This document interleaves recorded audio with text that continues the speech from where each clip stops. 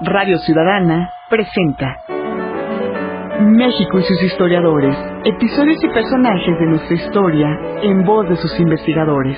Conducen Elsa Aguilar Casas y Pablo Serrano Álvarez.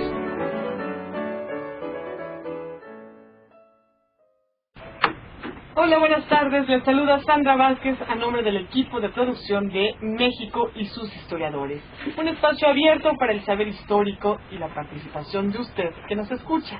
Y le doy la más cordial bienvenida a Pablo Serrano Álvarez, conductor de este programa. Hola Sandra, buenas tardes. Amigos radioescuchas, buenas tardes.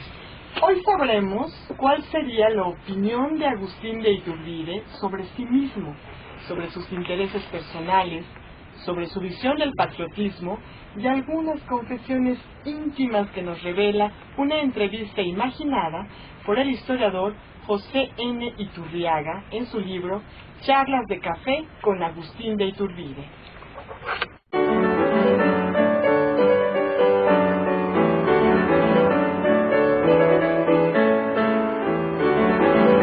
Nuestro invitado es historiador y economista. Fue director general de Comercialización Rural en la Secretaría de Comercio, director general de Culturas Populares en Conaculta y director general de Impacto Ambiental en la Procuraduría Federal de Protección al Ambiente.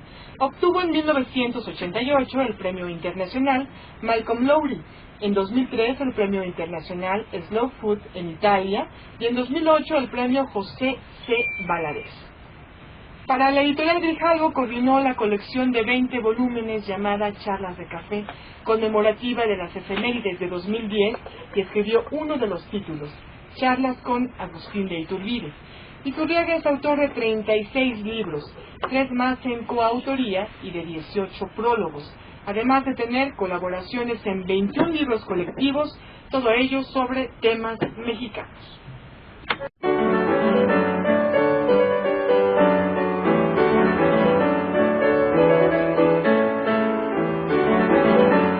Y antes de empezar, los invitados a que expresen sus opiniones y sus dudas, los invitamos, por supuesto, antes de conocer a nuestros invitados, los invitamos a que usted, que nos escuche, exprese su opinión y sus dudas a través del correo electrónico México y sus historiadores @gmail.com.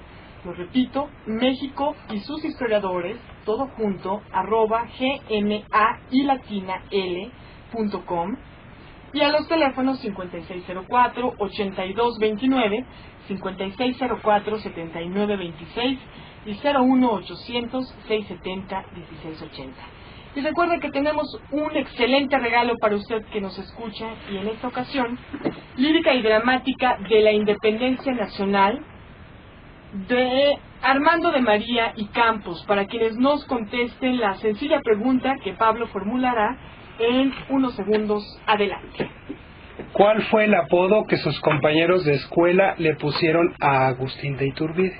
Bueno, amigos, hoy estamos de plácemes en México y sus historiadores porque contamos con la presencia del maestro Iturriaga, que bueno, es un autor predilecto, ya clásico, de los estudios sobre los extranjeros en México. Buenas tardes, Iturriaga, ¿cómo está? Muy bien, muchas gracias, muy amable. Ahora vamos a hablar de un tema, de un libro que acaba usted de publicar, que se llama Agustín de Iturbide, que es una entrevista imaginaria. Cuéntenos.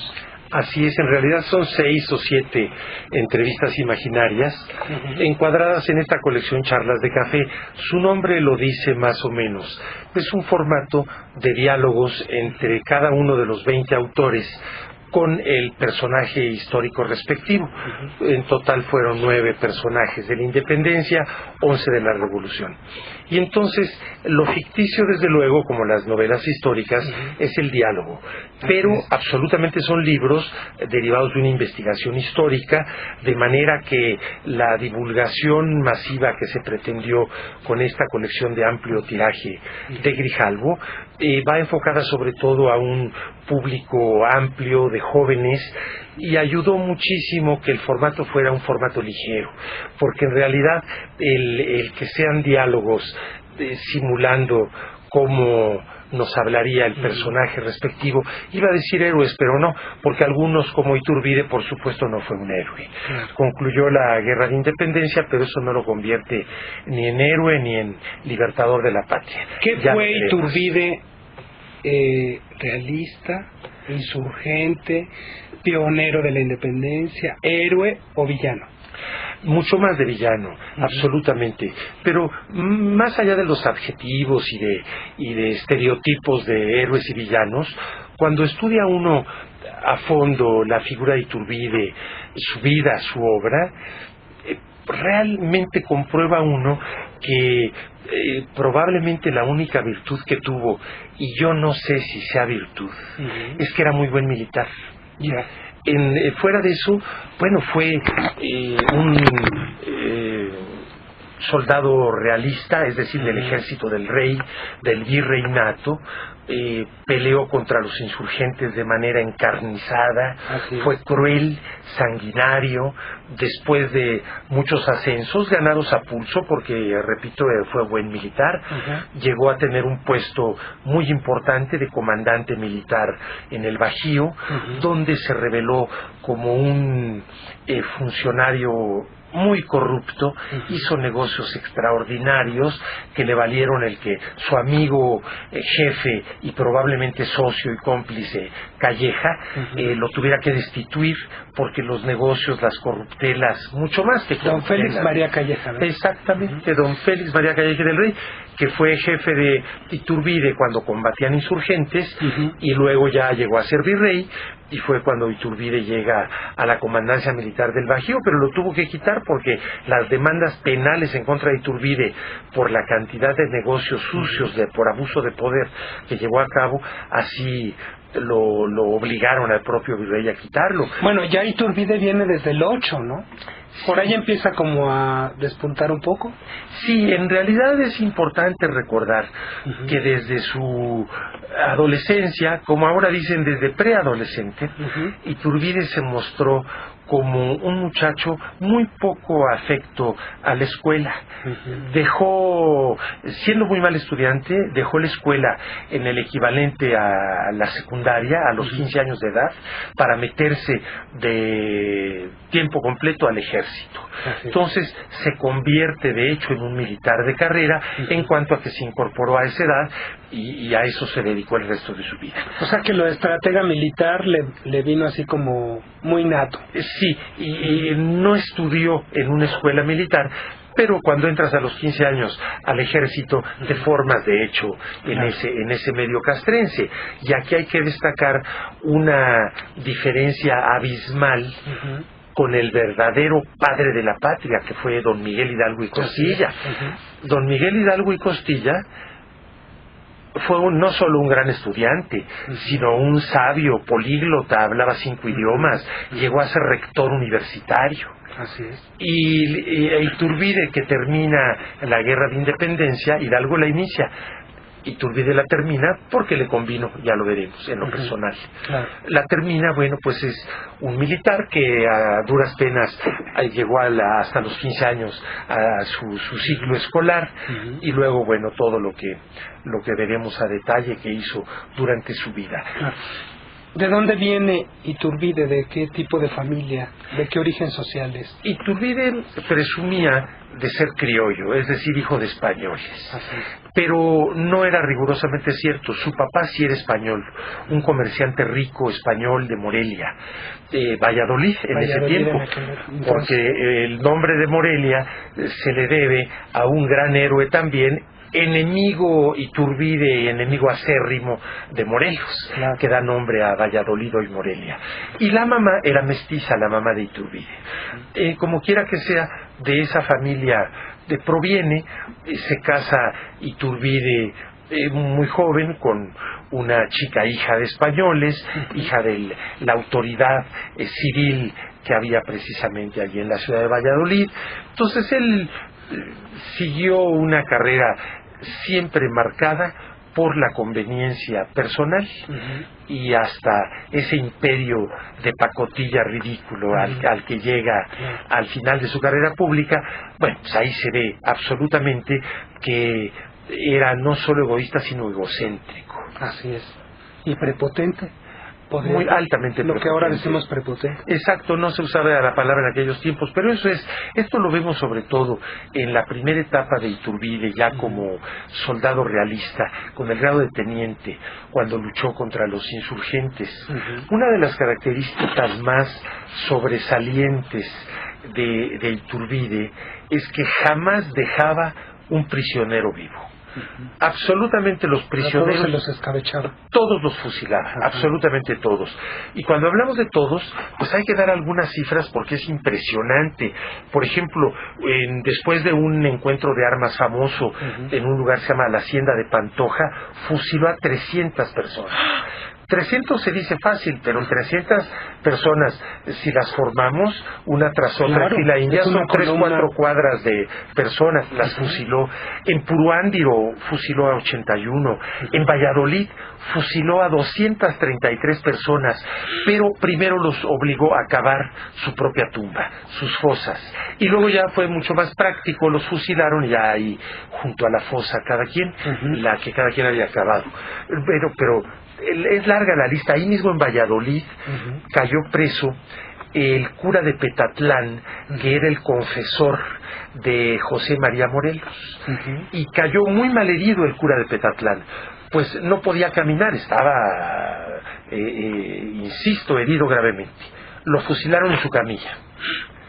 Todo esto, bueno, ahora, incluso dentro de lo terrible que son las guerras, hay una cierta ética de guerra que donde se prevé, bueno, la vida de los prisioneros, no cometer este tipo de barbaridades, ¿verdad? Fusilar a alguien en su propia camilla. En Yuriria, hay una isla, en el lago de Yuriria, en Michoacán, hay una isla donde se encontraron 600 osamentas. Aquí no hay la constancia histórica absoluta, pero se supone que fue precisamente de una de las victorias de Iturbide.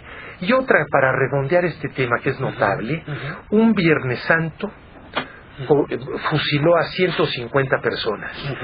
Y de todos estos fusilamientos no hay que leer a los enemigos o a los historiadores detractores de Iturbide, hay que leer los partes militares del propio Agustín de Iturbide, que le dirigía a sus superiores militares. Entonces, cuando informa Iturbide de los 150 fusilados un Viernes Santo, en el parte militar que escribió tiene por ahí una frase que dice: me dieron la oportunidad de santificar el día.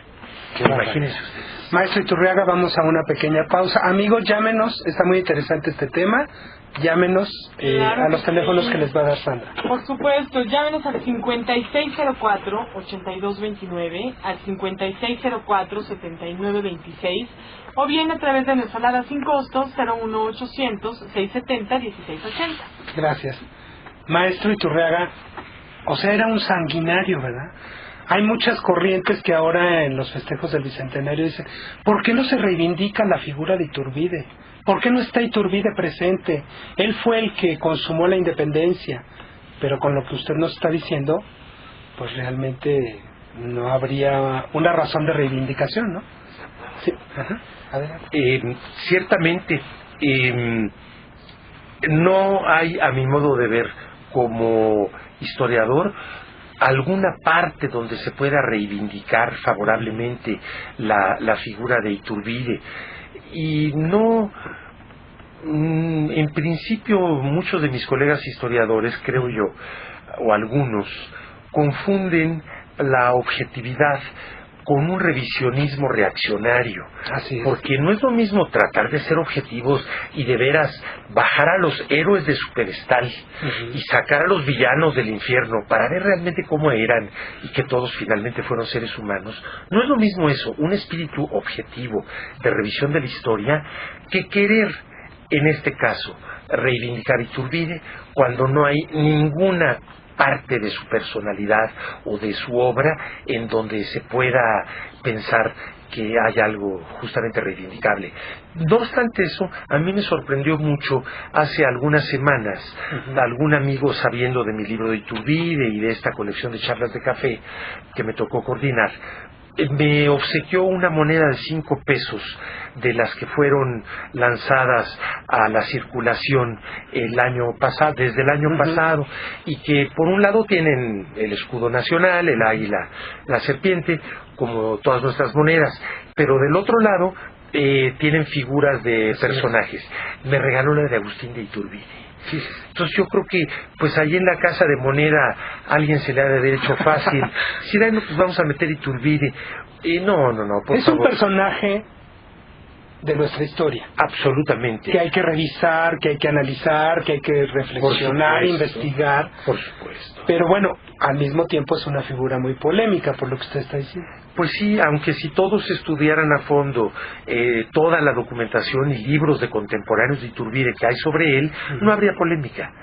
No la habría, porque es absolutamente demostrado qué clase de persona fue Iturbide. Más aún, de los historiadores más documentados para enterarnos de las perversidades y raterías de Iturbide, es justamente uno de los historiadores más de derecha que hubo en aquella época y muy prestigiado como historiador, Lucas Alamán. Así es. Y no se puede pensar que Lucas Alamán fuera proinsurgente, todo lo contrario.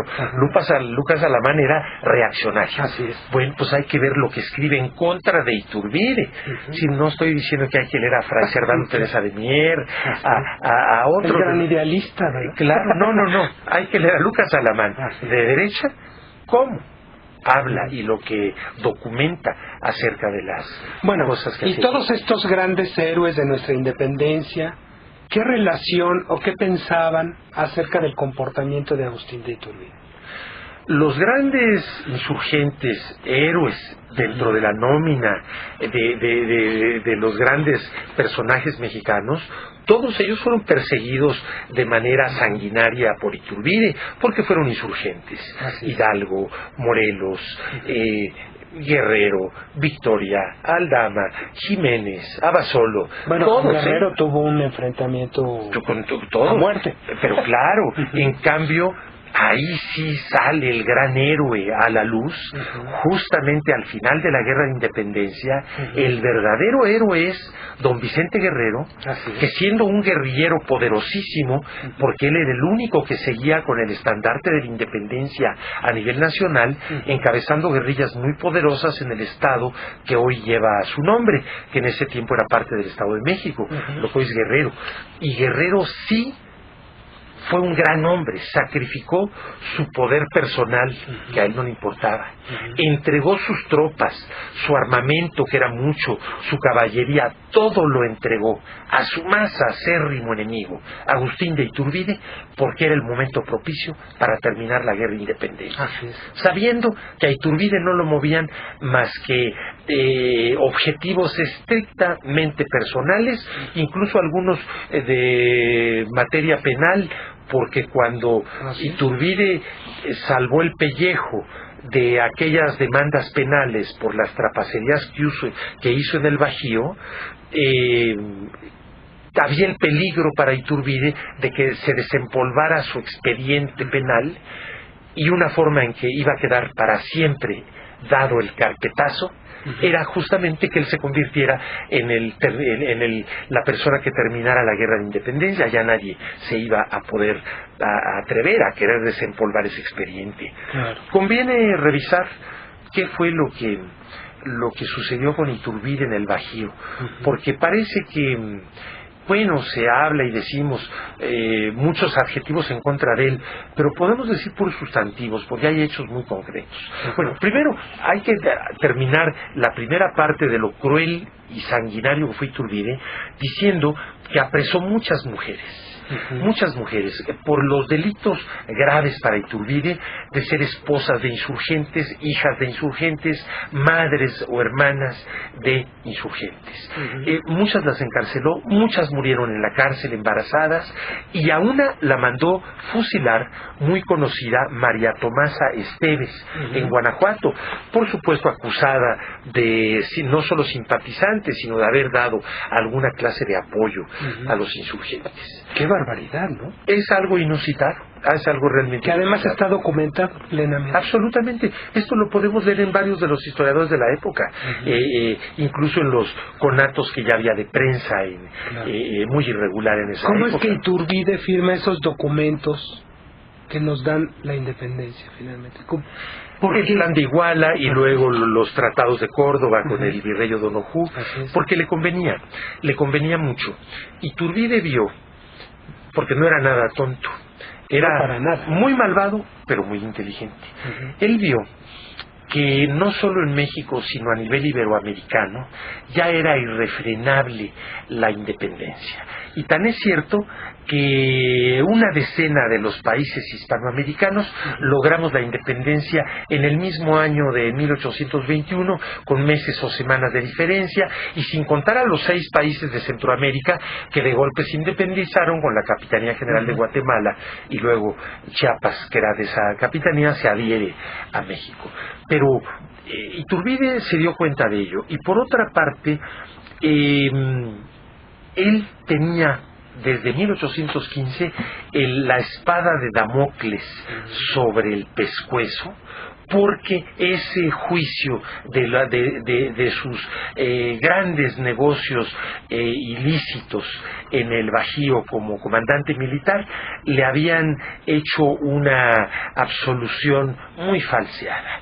Lo que no vemos ahí, que no hay nada nuevo bajo el sol. Y además hay que ver que Calleja tiene quitar del puesto, ya lo dijimos, y traer a la Ciudad de México a Iturbide, porque las denuncias eran incontrovertibles. Lo denunciaron comerciantes de Guanajuato y de Querétaro, pero no vayan a pensar que comerciantes medianos, chicos, simpatizantes de los insurgentes. No, lo denunciaron españoles poderosísimos, comerciantes muy fuertes, contra los que había cometido Iturbide exacciones, abusos de poder, y obtenido una inmensa fortuna que amasó ahí. Pero para terminar tu pregunta, doctor Pablo Serrano, te quisiera decir que cuando llega entonces el momento previo a lo que hoy a posteriori ya vemos que fueron los tratados de Córdoba, el plan de Iguala primero, Iturbide tenía miedo de que pudiera reavivarse ese juicio en su contra. Y una forma definitiva de que aquello quedó olvidado fue el ser quien concluyera la guerra. ¿Qué fue lo que pasó en el Bajío? Bueno, pues Iturbide, con una gran inteligencia en su momento, armó estos negocios. Ordenó que no podía haber tránsito de mercancías en el Bajío si no era con custodia militar. Eso tenía cierto sentido, porque como había muchas guerrillas insurgentes, pues transporte de mercancías, sobre todo de víveres, que cayera en poder de los insurgentes, pues lógicamente iba a abastecerlos para poder seguir resistiendo y luchando. Entonces, hasta ahí, bueno, tiene pies y cabeza la instrucción. Pero luego, como él era el que tenía que dar la protección militar para los tránsitos de mercancía, cobraba por esa protección militar. Y no hay un solo recibo, no hay un solo documento. ¿A qué suena eso, verdad? Pues no suena de 200 años, ¿verdad? Sí, no, para como nada. de 200 segundos atrás. Sí, ciertamente y no hay recibos, no existe nada que pueda decirse que eran dineros que entraron a las arcas nacionales, al erario, no, absolutamente. A la lucha, ¿no? Por lo menos. Iba a los bolsillos de Iturbide. Entonces, por ese lado se hizo de mucho dinero. Pero luego, el negocio era redondo. En poblaciones donde no había algún batallón del ejército realista virreinal, enviados de Iturbide de manera subrepticia dejaban correr el rumor de que ya iban a llegar los insurgentes, que ya venía muy cerca alguna guerrilla de insurgentes a tomar ese poblado. Lógicamente que los comerciantes de ese poblado se ponían a temblar, porque lo primero que iban a hacer los insurgentes es vaciar de víveres sus tiendas. Entonces, ante ese temor de perderlo todo, estas propias gentes de Iturbide, que habían dejado correr el rumor, le ofrecen al comerciante: te compro tus mercancías, a mitad de precio, a un tercio de lo que valen, pues de perderlas en manos de los insurgentes, a darlas malbaratadas con estos testaferros de Iturbide, a recuperar algo, así la vendían. Entonces Iturbide se hacía de mercancía absolutamente por abajo de su costo, y luego, como él controlaba los tránsitos de mercancía, primero dejaba que su propia mercancía fuera la que llegara a pueblos desabastecidos. Claro. Y obviamente cuando hay desabasto, los precios suben. Entonces lo que había comprado a mitad de precio, lo vendía a doble de precio. Y ya luego llegaban las mercancías de los comerciantes privados que tenían que pagar la vigilancia militar. O sea que más que el miedo a Calleja, el miedo a Iturbide durante todo el proceso de la independencia. Pues sí, lo fue tomando por parte de los insurgentes y por parte de los comerciantes. Y luego de los comerciantes, ciertamente. De los funcionarios. Así es. Iturbide ascendió de teniente en 1810 a teniente coronel ya cuando fue comandante del Bajío. Y todo ello gracias a sus victorias militares. Tienes toda la razón, le tenían miedo los insurgentes porque sabían qué clase de sanguinario era. Pero luego ya con el poder en la mano en el Bajío, pues los comerciantes, pero ellos sí tenían voz, entonces pudieron demandarlo y el Calleja se lo tuvo que traer a un juicio. Pero ¿qué creen? Que el juicio se prolongó y se prolongó y el juez... ¿Qué suena eso? También no suena tan raro. Así es. ¿Verdad? Se prolongó el juicio y miren nada más. 8 días antes de que Calleja entregara el virreinato a su sucesor, el juez declara que no había suficientes pruebas en contra de Iturbide y lo exonera. ¡Qué barbaridad! Qué cosas, ¿verdad? Bueno, pero parece que acabó sexenio ahí. Exactamente. Vamos a otra pausa, maestro Iturriaga. Amigos, llámenos que está muy interesante esta charla. Y a lo que sí, estamos completamente en vivo a través de Radio Ciudadana. Los teléfonos son 5604-8229, 5604-7926 y 01800-670-1680. Esto es México y sus historiadores. Regresamos. México y sus historiadores, voces expertas para dar respuesta a todas tus preguntas sobre nuestra historia. Jueves, 16 horas, por Radio Ciudadana, 660 de AM. Estamos de regreso y le invitamos a leer a partir de mañana los expedientes digitales INERM, en esta ocasión la muerte de Miguel Hidalgo, por Miguel Ángel Fernández Delgado, la rendición de Francisco Villa, por Carlos Betancourt Cid.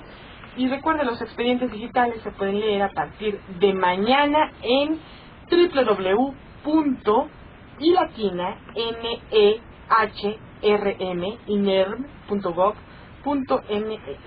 Y hoy en México y sus historiadores, bajo la conducción de Pablo Serrano Álvarez, estamos conversando con José N. Iturriaga sobre Agustín de Iturbide. Continuamos. Maestro Iturriaga, después de que firma y que está presente Iturbide en el Plan de Iguala, en los Tratados de Córdoba, que son documentos fundamentales de nuestra patria, ¿verdad? ¿Qué pasa con el señor Iturbide? Porque, bueno, vemos que tejía ahí todas las redes para tener un liderazgo aterrador. Sí, y tan lo logró que la guerra de independencia concluye ya sin tirar balazos. La guerra de independencia concluye porque empezaron a adherirse jefes militares y civiles de toda la Nueva España al movimiento de Iturbide, y cuando él concluye la guerra entrando a la Ciudad de México aquel 27 de septiembre de 1821, ya no había ganado ninguna batalla, ya era simplemente recibir las adhesiones. ¿Pura grilla? Pues en muy buena medida sí, fue un manejo político, porque esta etapa y se da también años atrás, tiene una parte compleja que solo se entiende a la luz de lo que pasaba en España. Primero, bueno, desde el inicio de nuestra guerra de independencia, la invasión napoleónica a España, y que culmina con la renuncia a la abdicación, se dice en el caso de los reyes, de Fernando VII al trono español, y sube el hermano de Napoleón, José Bonaparte, Pepe Botella, porque creo que Pepe le gustaba Botella, mucho. porque le gustaba la botella. Exactamente. Entonces, bueno, y cuando vuelve al poder, al trono español Fernando VII, y estamos ya hablando de esas épocas, de finales de esa década, él tiene que reconocer la Constitución de Cádiz. La política local española lo llevó a esa necesidad y jura la Constitución de Cádiz, que era una constitución liberal. Así es. Entonces, liberal quiere decir mucho en esas épocas para México. Los dirigentes de la Nueva España, políticos, religiosos, militares, eran muy reaccionarios. Entonces, el que hubiera libertad de prensa y muchos otros tipos de libertades previstas en la Constitución de Cádiz, para ellos era inaceptable. Entonces, justamente aquella conspiración de la Profesa, llamada así por la Iglesia de la Profesa, que está aquí en Isabel la Católica, esquina con Madero, y ahí se reunían los conspiradores, llaman a Iturbide para que él fuera su brazo armado, pero luego ya realmente no hubo un levantamiento en armas, y lo que sí hubo fue que Iturbide, al mismo tiempo, simultáneamente, hay cartas de su relación de fidelidad con el virrey, por lo tanto con el rey, y por otro lado ya empezó a querer tener tratos con Vicente Guerrero. Así es. Y hay por ahí una primera carta que la ignora Vicente Guerrero y no la contesta.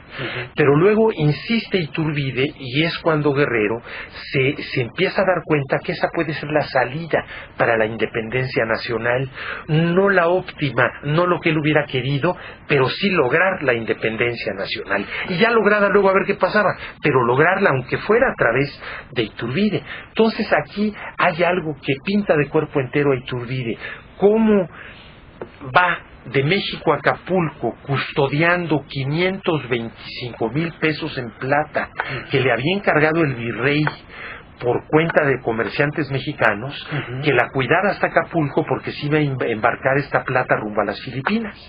525,000 pesos en plata son como 525 millones de hoy. Sí, claro. Y en ese trayecto hacia Acapulco, ya don Vicente Guerrero había aceptado el entablar tratos con Iturbide. El famoso abrazo. El abrazo de Acatempan, que hay dudas de que haya realmente sucedido. Acatempan es un pueblito chiquito entre Iguala y Teloloapan. Puede haber sido o no lo del abrazo. Es secundario. Lo cierto es que sí tuvieron un acercamiento, jamás diría yo que amistoso, pero sí políticamente se acercaron para la búsqueda conjunta ya de la independencia. Y entonces Agustín de Iturbide, decía yo que esto lo pinta de cuerpo entero, se roba los 525,000 pesos que él llevaba encargados como custodio militar, y con ese extraordinario capital en plata logra, se alía con Vicente Guerrero y adquiere una fuerza enorme, porque además don Vicente Guerrero, ya lo dijimos, le pasa sus tropas, sus pertrechos militares, caballería y todo. Ya a partir del plan de Iguala se viene en cascada un apoyo de todo el país a favor de la independencia, y por conducto pues de la única persona que en ese momento estaba en condiciones de llevarla a cabo, y la llevó a cabo, que fue Agustín de Iturbide. Se comió a todos Agustín de Iturbide, ¿verdad? A O'Donoghue, a Guerrero. Sí, ciertamente que yo diría que en el caso de Guerrero, no diría yo que con esa expresión de que se lo comió, porque que se lo comió implica que el otro fue suficientemente tonto como para dejarse comer. No. Sí aprovechó la situación Iturbide con una gran inteligencia y con absolutamente nada de patriotismo. Era por su interés personal, y aprovechó esa situación. La acepta Guerrero porque le convenía, aunque fuera, dijimos ya, a través de su peor enemigo. O'Donoghue la acepta porque no le quedaba más remedio. Además el pobre estaba muriéndose, ¿verdad? Murió poquito después en realidad, pero a él no le quedaba otro remedio. Y entonces es lo que sucede con Iturbide. No es posible pensar que de haber sido un realista ferviente, se convirtiera en un independentista convencido. No es posible pensar que de un enemigo de los insurgentes se convirtiera en un patriota, como si eran los insurgentes. Hay que recordar algunas cosas que parecen anécdotas, pero que perfilan al hombre, al ser humano. No lo dije, pero con mucha frecuencia, cuando fusilaba prisioneros Iturbide, no les permitía el más elemental derecho para la gente creyente, que era lo que llaman los auxilios espirituales. Es decir, que un cura los confesara para que luego los fusilaran. Y que en la época era una cosa fundamental. Sí, y hasta esta época, quien tiene esa creencia, pues que quiere morir habiendo sido confesado. Les negaba la confesión, y en sus partes militares lo dice. No hubo tiempo, tuvieron que morir sin confesión. Maestro Iturriaga, y después construye una cosa rarísima que es el primer imperio mexicano. Bueno, que hasta la fecha se mete uno a internet y ve uno la Casa Imperial Mexicana, donde viene todo el familión de Iturbide. ¿Qué fue eso? Fue una tomadura de pelo, una ridiculez, que hasta los mismos ex compañeros de armas de Iturbide se morían de risa, a sus espaldas, desde luego. Para esto ya le tenían que besar la mano. Los mocosos, los chiquitos de Iturbide ya eran príncipes. Su esposa, emperatriz, por supuesto. Y llegó a ese imperio promovido por él, porque Iturbide fue quien inventó una especie de motín popular para que un tal Pío Marcha le exigiera al Congreso la declaratoria de que Iturbide iba a ser el emperador, y el Congreso, viéndose presionado por un motín disque popular, más bien militar, y con la mano de Iturbide ahí metida, bueno, lo declararon emperador. Pero ¿cómo sería aquello? Iturbide quiso que su coronación fuera al estilo francés, es decir, como la de Napoleón. Entonces, bueno, para esto el arzobispo de México se negó a coronar a Iturbide y desapareció, se fue, inventó un viaje, desapareció. Entonces a Iturbide lo tuvo que coronar el obispo de Guadalajara. No había dinero en el erario mexicano para comprar joyas para las coronas de él y de su esposa. Tuvieron que pedir las joyas prestadas. ¿Cómo crees? Y hay que leer a Lucas Alamán. Completamente. Lean a Lucas Alamán. Es increíble los pelos y señales que da al respecto. Joyas prestadas. Y luego había una modista francesa en la Ciudad de México que, con base en unas estampitas de la coronación de Napoleón un par de lustros atrás, copió los trajes de Napoleón y de su esposa para hacer una réplica acá para Iturbide y su mujer. ¡Qué barbaridad! Y bueno, una réplica pues con lo que se pudo, ¿verdad? Entonces una capa roja, larga, así como de novia, pero roja, muy larga, y luego la de Napoleón está rodeada, todo el filo de la capa está rodeado con un bisón blanco, mink, algo maravilloso. La de Iturbide era de peluche, ¿no? Blanquito también alrededor. Sin pero verdaderamente de reírse, es increíble. Oiga, maestro, ¿y cómo era visto todo eso en la época? Porque ¿cómo lo aceptaban? Perdonen el verbo tan coloquial, pero verdaderamente era de pitorrearse de él. Lucas Alamán, insisto en Lucas Alamán, porque era de derecha, un historiador reconocido como muy buen historiador y de derecha, reaccionario. Y muy sistemático, ¿no? Muy para sistemático. la época y para su tendencia. Así es, y lo que cuenta de Iturbide dice que era el hazmerreír de todo mundo, porque era absolutamente algo inventado. Mandó a hacer Iturbide, también esto habla mucho de la personalidad, de qué tenía en la mente Iturbide. Mandó que se hicieran unas monedas de oro y otras de plata con su efigie, pero al estilo de un César romano. Es decir, el torso desnudo, con una corona de laurel, y en latín una leyenda: Agustín I por la gracia de Dios, Agustinus primerus, etcétera. Bueno, y los políticos se opusieron a eso, ¿no? Los insurgentes que lo habían apoyado, ya que se logra la independencia, se convierten en republicanos. E Iturbide en monarquista porque él quería ser emperador. Algunos de los ex o de antiguos insurgentes aceptan la posibilidad del imperio, pero de inmediato, en cuanto empezó las primeras semanas de este tal imperio, todos empezaron a darle las espaldas porque se vio que no tenía ninguna idea de realmente crear un gobierno nacional. ¿Cuánto duró este imperio? ¿Un año? Meses, no, un año pasadito. Entonces,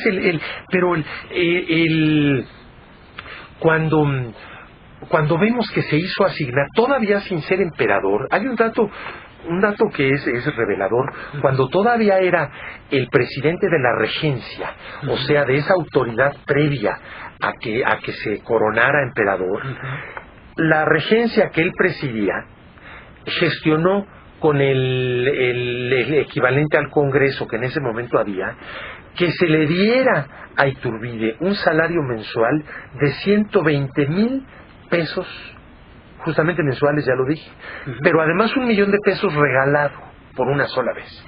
Y además le obsequiaron 124,000 hectáreas de tierra en Texas, que nunca llegó a tomar posesión de ellas. Y del dinero yo creo que tampoco completo, porque las arcas estaban vacías. A su papá lo hizo príncipe y también con un salario muy importante.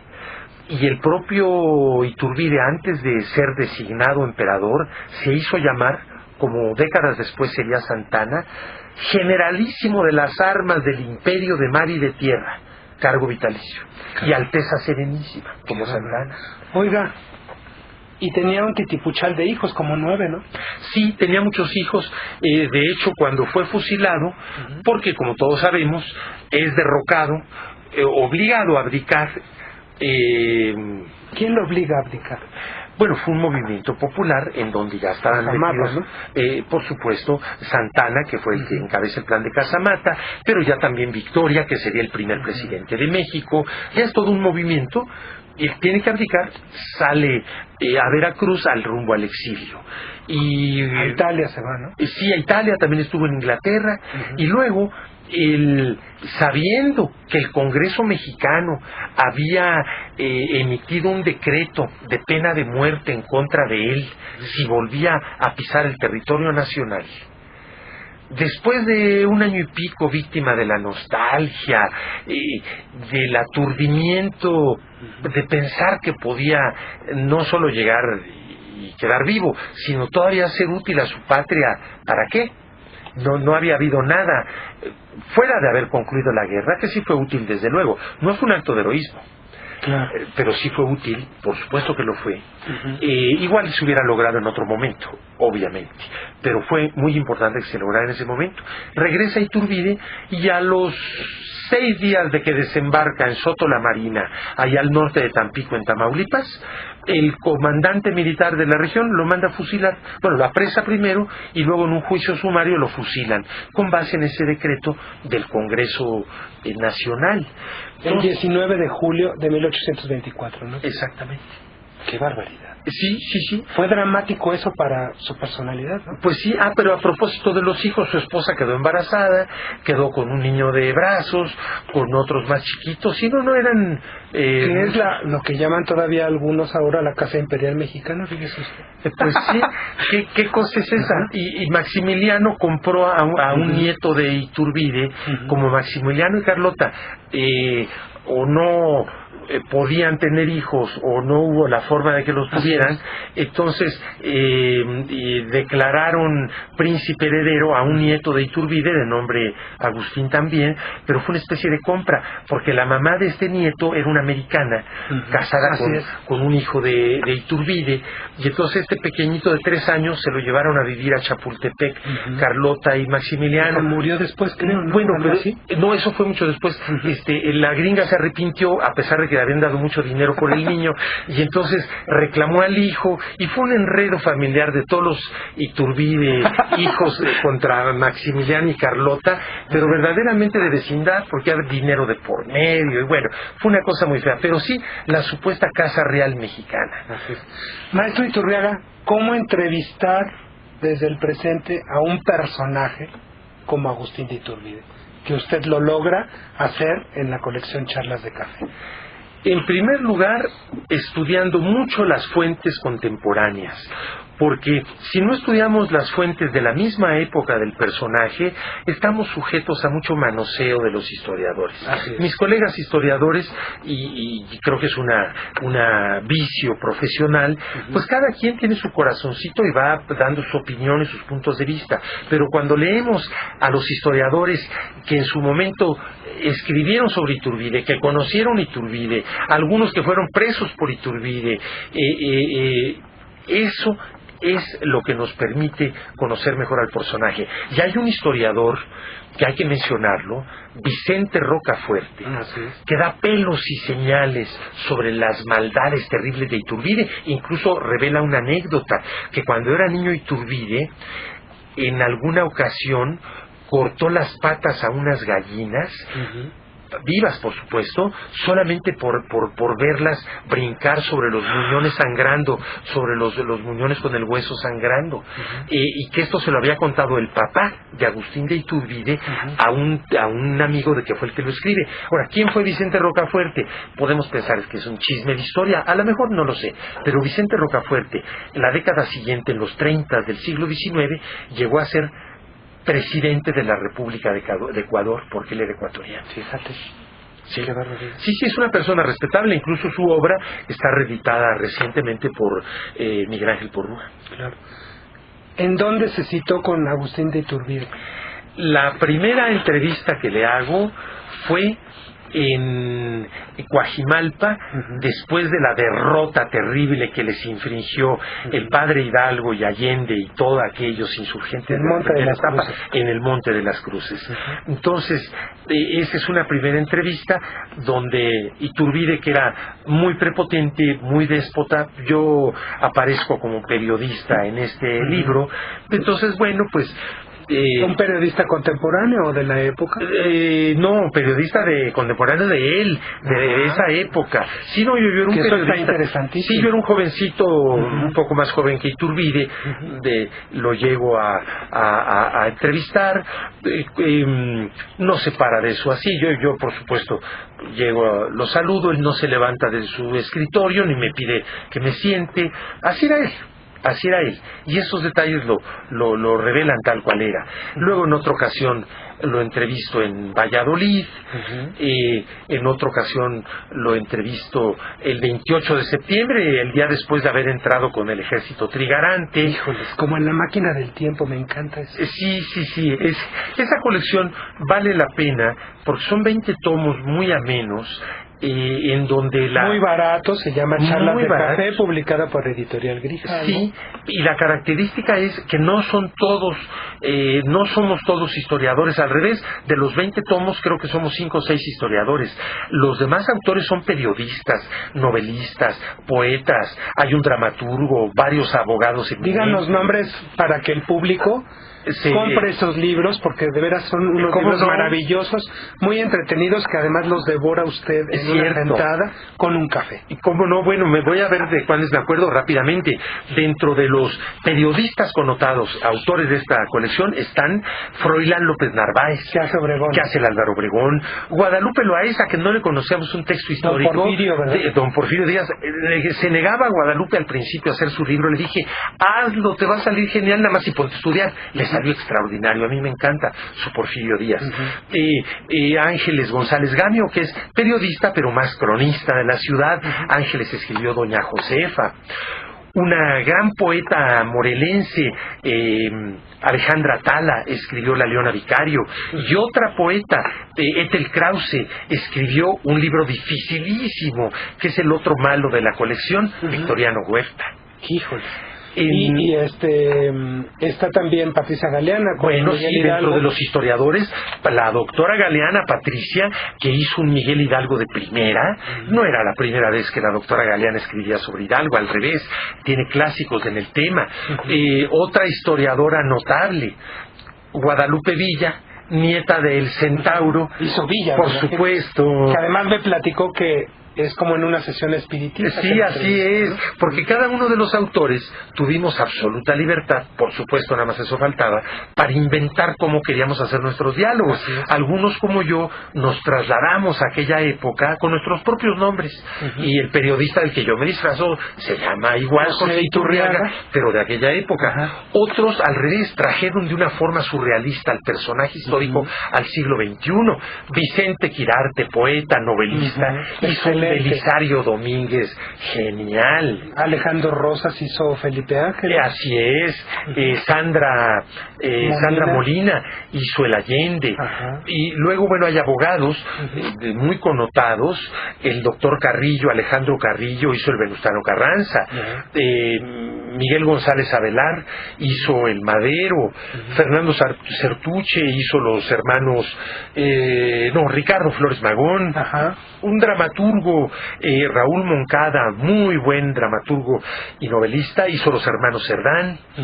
En fin, yo creo que vale mucho la pena hacerse de esta colección, que ciertamente está increíble. Para cómo están los precios de los libros hoy en día, pues menos de 70 pesos, yo creo que está muy bien. No, muy bien, y ¿verdad? La gente lo puede leer con un cafecito, ¿verdad? Y rapidísimo se lee. Así es. En 2 horas y cuarto se leen estos libros, pero son verdaderamente de bolsillo, de 80 a 120 páginas, con letra grande, una delicia para leer desde el punto de vista óptico, porque una tipografía excelente, vale la pena meterse. ¿Por qué 20 personajes de la independencia y la revolución? Ya que a mí la editorial me pidió un proyecto de 20 títulos, entonces yo me sujeté a ese número, pero ya que hice la lista de los 20 personajes, yo pedí a la editorial que subiéramos cuando menos a 25, porque faltaban de la independencia Abasolo, Aldama, Jiménez, de la revolución faltaba Luis Cabrera, qué sé yo, podrían haber entrado 5 más, pero igual 10 más. Pero bueno, la editorial tenía un presupuesto y eran 20 los que podía publicar y promover, y la verdad están todos los principales, no falta ninguno ahí, por supuesto. Volviendo a Iturbide, maestro, ahora que estamos en el Bicentenario, ¿cómo revalorar o no revalorar ese personaje histórico? ¿Qué nos dejó Agustín de Iturbide a los mexicanos? Nos dejó un país independiente. No basta eso para llamarle padre de la patria, libertador de México, porque estos dos términos implican ya los móviles. Él, Iturbide, determina la guerra de independencia porque él era altamente provechoso en lo personal, lo hizo, y los móviles es exactamente lo que nos permite un juicio histórico acerca de una persona, de un personaje, poderle llamar héroe o no. Por ejemplo, el padre Hidalgo, extraordinario, visionario, héroe formidable y pésimo militar. Así es, hasta salió de pleito ahí. Las cualidades con Allende lo llevaba preso ya al final rumbo al norte. ¿Cuándo han oído hablar ustedes del general Hidalgo? Pues no. En cambio, Morelos, que también era cura, no solo general, generalísimo, porque era un excelente militar. Entonces, hay que reconocer, incluso a nuestros propios héroes, lo que fueron y lo que no fueron. Hidalgo fue extraordinario y es el padre de la patria, pero no se le daba la táctica y la estrategia militar. Por eso Morelos la gran Morelos es el gran militar. Dicen que dijo Napoleón, cuando rompe Morelos el sitio de Cuautla, con 100 Morelos tomaba el mundo. Dijo Napoleón. Lo cierto es que fue extraordinario militar en Morelos, y cada uno en sus cosas. Y bueno, ciertamente que de la revolución lo mismo se podría decir, todos fueron de carne y hueso. Maestro Iturriaga, muchas gracias por venir a México, sus historiadores, y lo vamos a volver a invitar para hablar del anecdotario de los viajeros extranjeros en México, que usted es un súper especialista. Muchas gracias. Un placer será, muchas gracias a ustedes.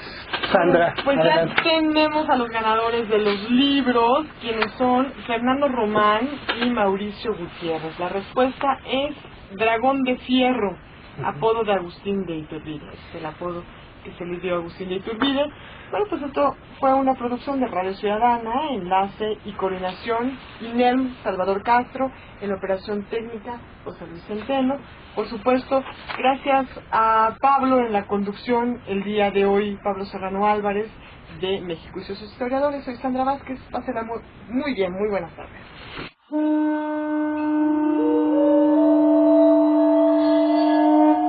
Radio Ciudadana presenta México y sus historiadores, episodios y personajes de nuestra historia en voz de sus investigadores.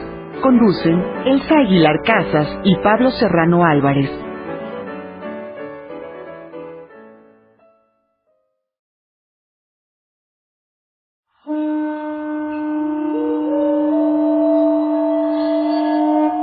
Radio Ciudadana presenta México y sus historiadores, episodios y personajes de nuestra historia en voz de sus investigadores. Conducen Elsa Aguilar Casas y Pablo Serrano Álvarez.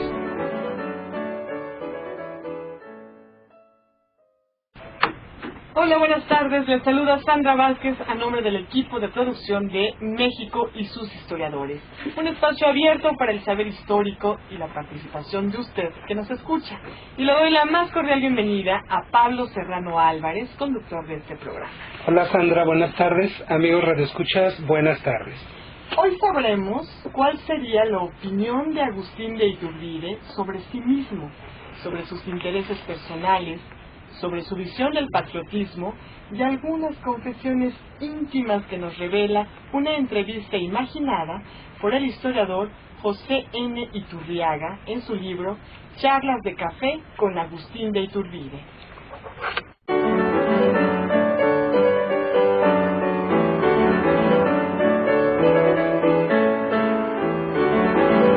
Nuestro invitado es historiador y economista. Fue director general de Comercialización Rural en la Secretaría de Comercio, director general de Culturas Populares en Conaculta y director general de Impacto Ambiental en la Procuraduría Federal de Protección al Ambiente. Obtuvo en 1988 el Premio Internacional Malcolm Lowry, en 2003 el Premio Internacional Slow Food en Italia y en 2008 el Premio José C. Valadez. Para la editorial Grijalvo coordinó la colección de 20 volúmenes llamada Charlas de Café, conmemorativa de las efemérides de 2010, y escribió uno de los títulos, Charlas con Agustín de Iturbide. Iturriaga es autor de 36 libros, 3 más en coautoría y de 18 prólogos, además de tener colaboraciones en 21 libros colectivos, todo ello sobre temas mexicanos.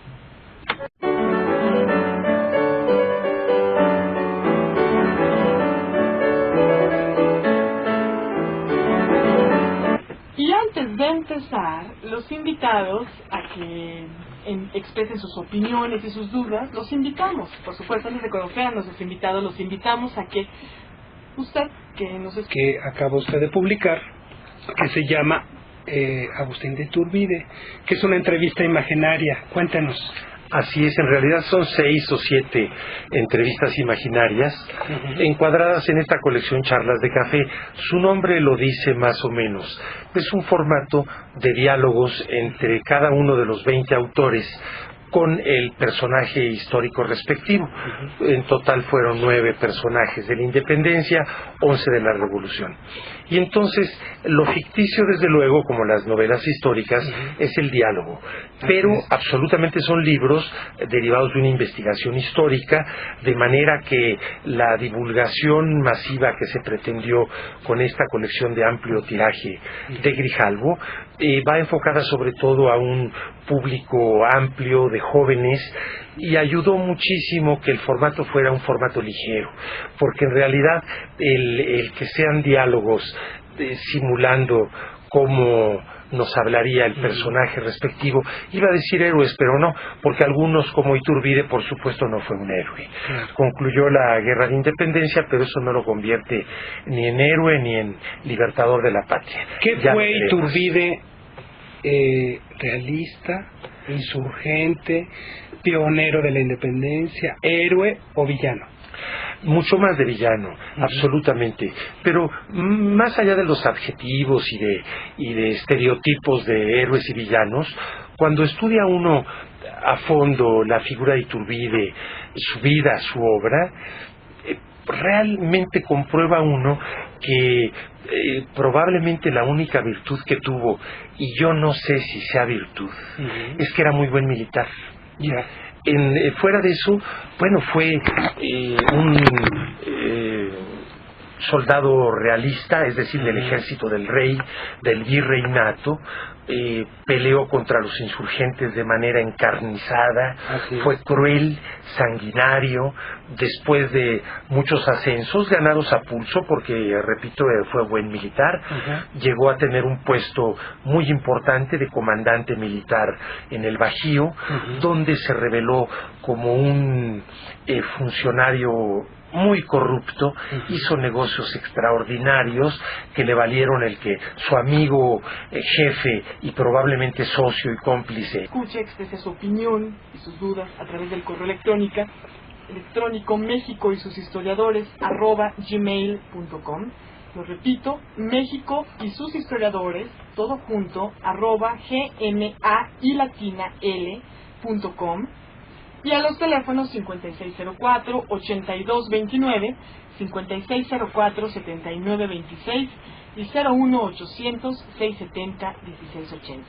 Y recuerden que tenemos un excelente regalo para usted que nos escucha, y en esta ocasión, lírica y dramática de la Independencia Nacional de Armando de María y Campos, para quienes nos contesten la sencilla pregunta que Pablo formulará en unos segundos. Adelante.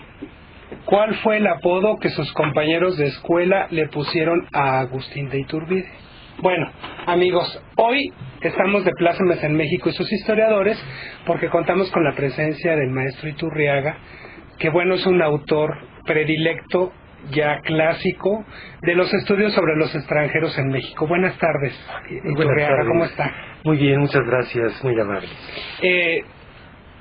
Ahora vamos a hablar de un tema, de un libro